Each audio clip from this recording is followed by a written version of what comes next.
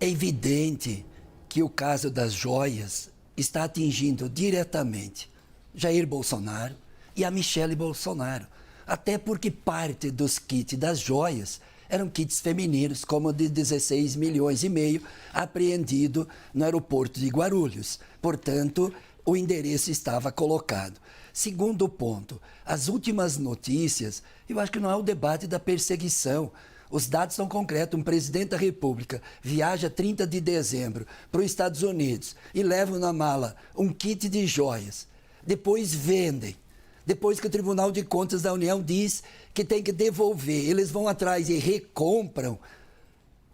Não tem como dizer que isso é perseguição política. Isso são investigações concretas do paradeiro e do caminho que fizeram as joias. Então, politicamente, se até agora o discurso servia que combatia a corrupção, que era honesto, com o debate das joias, quando o filho diz, leva 25 mil dólares para o presidente Bolsonaro em dinheiro, porque na conta bancária pode ter problema, mostra a perspectiva de crime, a confissão de que é ilegal o que eles estão fazendo, e depois, tanto é que é ilegal, que depois vão buscar recomprar. Então, esse é um primeiro ponto. Os dados, os fatos, e a quebra de sigilo vai efetivamente colocar nu esse processo de corrupção. E o segundo ponto, Basília Rodrigues, é por que veio tantas joias? Eu acho que o que a imprensa precisa começar a se perguntar é por que 16 milhões, num dos kits, 16 milhões e meio, um presidente recebe de um outro governo com tanto valor. É a privatização da Landulfo Alves na Bahia, a refinaria?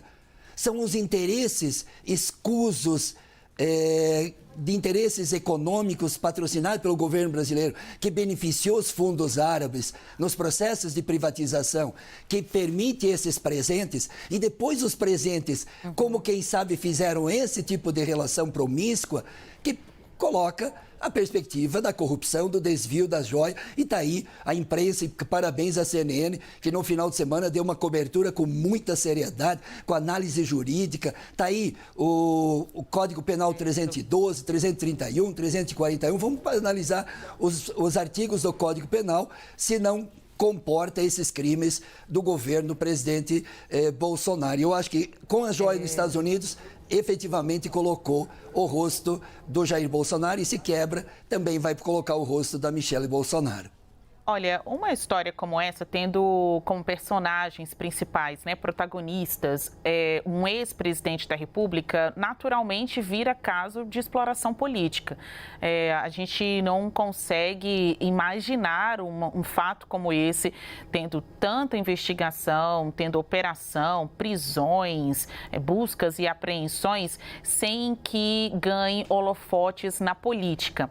Eu compreendo o seu argumento, deputada de Tony, quando a senhora diz, olha, estão perseguindo o casal Bolsonaro. Mas eu gostaria de saber, sob a sua ótica, o que você acha que tem de verdadeiro, então, em todo este enredo? Porque a gente não está falando de algo que foi descoberto de um dia para o outro. É um conjunto de provas ou indícios que apontam para a venda ilegal de joias que seriam do patrimônio público. Seriam aí nosso, meu, seu, e levando em consideração que o governo passado tinha como uma das suas principais bandeiras o combate à corrupção, o que está errado tem que ser investigado, né? Qual a avaliação da senhora? O que tem de verdadeiro nessa história? Então, nós estamos no meio de uma investigação, né? Até que se prove o contrário, o princípio da presunção de inocência é válido. Do que o presidente Bolsonaro falou desde o início é que ele nem tinha conhecimento desse presente e do valor dos presentes. Assim que começou a investigação, ele se colocou à disposição, devolveu os presentes e tudo mais. Agora, ou seja, ele está aberto para fazer o que for preciso para estar dentro da legalidade. E a gente tem que chegar ao final dessa investigação para poder ter uma posição conclusiva. Também não podemos condenar antes da hora. O fato é que eu queria lembrar de dois fatos que aconteceram, que eu julgo que são até mais relevantes do que esse. Porque o primeiro, que é absurdo que o Bolsonaro tenha sido declarado inelegível por ter questionado o sistema eletrônico de votação. Isso já é eu já entendo que a gente está vivendo um estado de exceção de persecução criminal com relação a eles, né? Agora, a gente tem que lembrar que quando o presidente Lula foi presidente de 2003 a 2016, o TCU apontou que foram, ao todo, 434 objetos que ele levou, que foi dado ao cargo de presidente da República, e ele, quando saiu do cargo, ele relevou junto com ele. E ficou anos a fio até ser intimado a devolver. E não foi feita essa persecução com relação ao presidente Lula. E a gente está falando de um objeto só com relação ao presidente Bolsonaro. E os outros 434 objetos, lembra até que tinha imagem de um crucifixo assim, de Jesus Cristo que ele não tinha devolvido. Também ele tem que se explicar com relação a isso.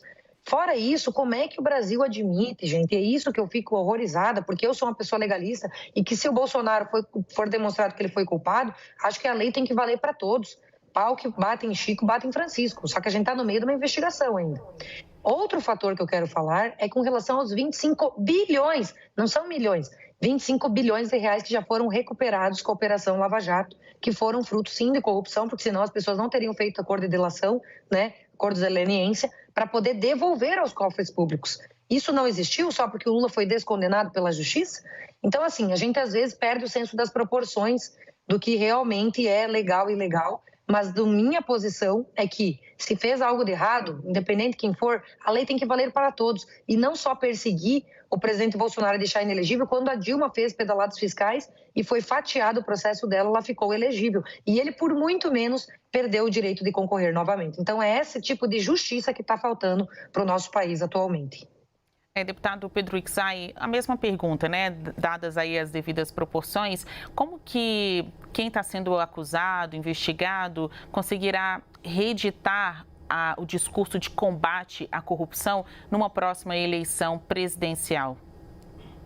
Com essas denúncias das joias, acabou qualquer possibilidade de discurso de Bolsonaro e Michele sobre combate à corrupção e honestidade.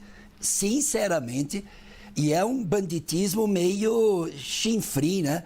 Joias, ganham joias de outros países, fazem venda nos Estados Unidos, depois recompram, depois fazem articulações. É a coisa até elementar, um processo de crime que estão produzindo.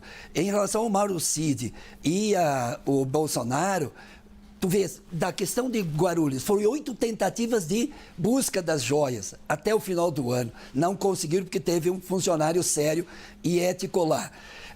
Essas outras todas, já tem muita prova produzida. Quem começa a ler toda a documentação nesse final de semana, já tem provas fundamentais, gravações, falas, documento, transferência para cá, transferência para lá, venda lá, transferência. Então, tem algumas perguntas ainda não respondidas. Então, eu acredito, e é tão interessante que nós estamos fazendo o debate de Bolsonaro, mas está tão difícil para minha colega argumentar que tem inocência nesse processo, que tem honestidade nesse processo, que precisa se reportar ao passado. Eu acho que o TCU deixou mais claro, tanto em 16 com a lei, e quanto em 1921, deixou mais claro o que é personalíssimo, né, de interesse personalíssimo, o que é particular, é uma roupa, é um perfume, aí é uma coisa mais pessoal. Fora isso, e por isso que teve a devolução do ex-presidente, porque na época não tinha, quando ele deixou claro o que era personalíssimo. Quando a lei deixou claro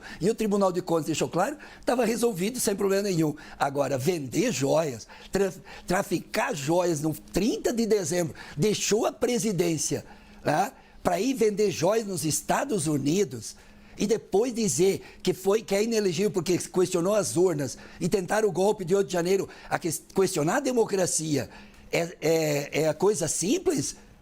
Tentar dar golpe no país, deslegitimando as urnas e não reconhecendo o resultado eleitoral, isso é simples? Isso que é grave. Isso que é grave, é o Estado Democrático de Direito que tentou se deslegitimar e culminou no dia 8 de janeiro.